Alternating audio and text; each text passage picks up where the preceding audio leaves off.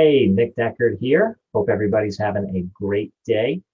I wanted to put together another quick video for y'all. The flooding video got some great feedback. I had some people asking for some more Ocean City related content. So I thought it would be helpful to put together a video around the neighborhoods in Ocean City. Um, I'm sure you've driven through, biked through, walked through most of them. But I want to go into some detail for those who are considering buying or renting, some details, and specifically what makes each area of the island unique. So here we go. During this, we'll talk about, again, two things: the distinct different areas of Ocean City and what makes each one unique. So to start, we're going to work from north to south. The gardens. Everybody knows the name, the gardens, prestigious area of town. And you may or may not know why it was called the Gardens, but originally it was developed by the Gardens Development Company, and that's where it's got its name. And a common misconception is that the Gardens ends at Battersea Road, but in reality, it stretches all the way from Longport Bridge to North Street. There's primarily single family homes back there, some big lots, and not just the typical rectangular lots that you'll find throughout town, but you have a lot of irregular shaped lots as well. Now, what that does for you in this winding maze that is the gardens, there's a lot of different opportunities to find unique properties. And there's a lot of trees back there, obviously, as well. That's the other reason it's called the gardens, but that's the more common reason. So in a nutshell, that's the garden. Moving on to the north end. So that goes from North Street to 6th Street. And by the way, these areas we're talking about, and the map that you're seeing here is a breakdown from the Ocean City Board of Realtors website. Very well put together map, and breaks things down in how we in the business talk about the island of Ocean City. So if you are looking for something in the north end, this is what we mean by north end, not somewhere north of 35th Street. So in the north end, a little bit quieter. A fair amount of local population lives there year round. And it's a blend of all different types of properties: single families, your duplexes, triplexes, condo complexes. And what you have here, the big attractions, are the start of the boardwalk, as well as the start of downtown Asbury. A lot of restaurants, a lot of local shops, a lot of cool things to do here. So if you're looking for an area where you can walk or bike to everything comfortably, this is definitely something to consider. Next up, we've got the Bay Area. So that we consider from the west side of Bay Avenue to the Bay, obviously, and from North Street all the way to 16th Street. Now, what's cool about this area, not only obviously you have a lot of the properties that are on the open bay versus on the lagoons, but you have a lot of single family homes along with condo complexes, and it's very quiet back there. It's ideal for a lot of different types of people. There are year-rounders, there are second homeowners. Rentals are a little tougher back in that area simply because of the distance to the beach, but holy, you wouldn't believe the demand for bayfront rentals. There are so few, if any, ever out there. So it's a blanket statement that it's not the best area for rentals, when in fact, it could be one of the best depending on the property. This area is perfect for anybody looking to take advantage of the bay, and that's paddleboard, kayak, jet skis, fishing, boating, all that good stuff. And I would be remiss not to mention Night in Venice. For anybody who's gotten to attend a Night in Venice party or a Night in Venice parade, it's a one-of-a-kind event and something that everybody looks forward to every year, and we're looking forward to it again this year. Moving on to the central part of town, and that goes from 6th Street to 18th Street, but also from Bay Avenue all the way up to the boardwalk.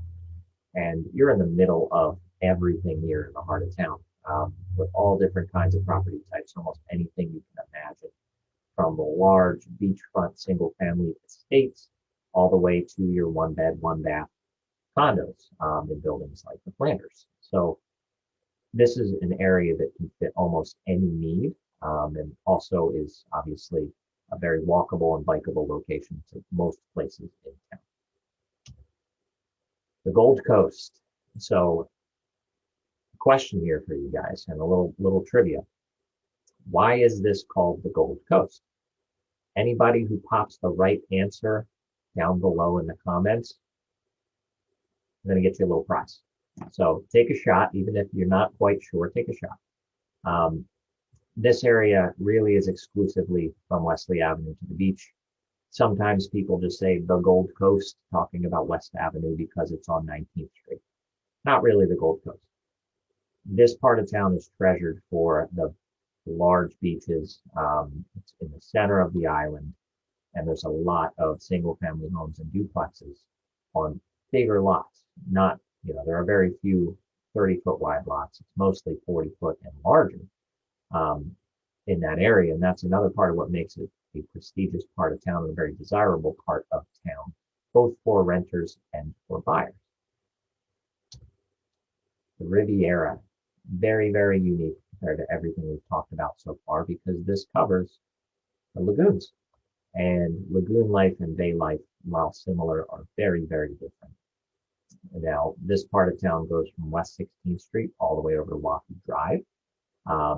And there's primarily single-family residences here, a lot of which are elevated at this point, especially in the Riviera development. It's generally higher than the Bay Area in terms of elevation from a flooding standpoint. And the lagoon life is unlike any other. To be able to throw a raft out there and just float around, relax, barbecue, and just live. It's a little paradise unto itself. Now, 18th to 34th Street, this is kind of the forgotten part of town, even though it is a very large part of town, because it doesn't have one of the fancy names. It's just the street names. But this obviously goes from 18th to 34th Street and from Bay Avenue to Wesley Avenue. A lot of different housing options here, and almost anything you can imagine, but you start to get away from the condo complexes. There are a few, but they're much fewer and farther between. One of the most desirable parts of being in this area is you're near enough to the heart of town, but you're far enough away from the busy parts. You still have access from the end of the boardwalk to everything that the boardwalk has to offer, obviously. But here you have easy access to either bridge too. So if you're coming in from Pennsylvania area, the back way would be coming over the 34th Street Bridge, and that's a much less busy route in. And some people, it's much quicker, and that's why they prefer this part of town versus coming over the 9th Street Bridge, the main thoroughfare, getting tied up in traffic. Now, Bay Landings is a very small neighborhood, but very, very desirable. As you can see here, it's a few different cul-de-sacs and then one very long street on Waterway Road. So this goes from 27th Street to Waterway and from Bay Avenue back to Bayland Drive. Again, this is another primarily single-family home area.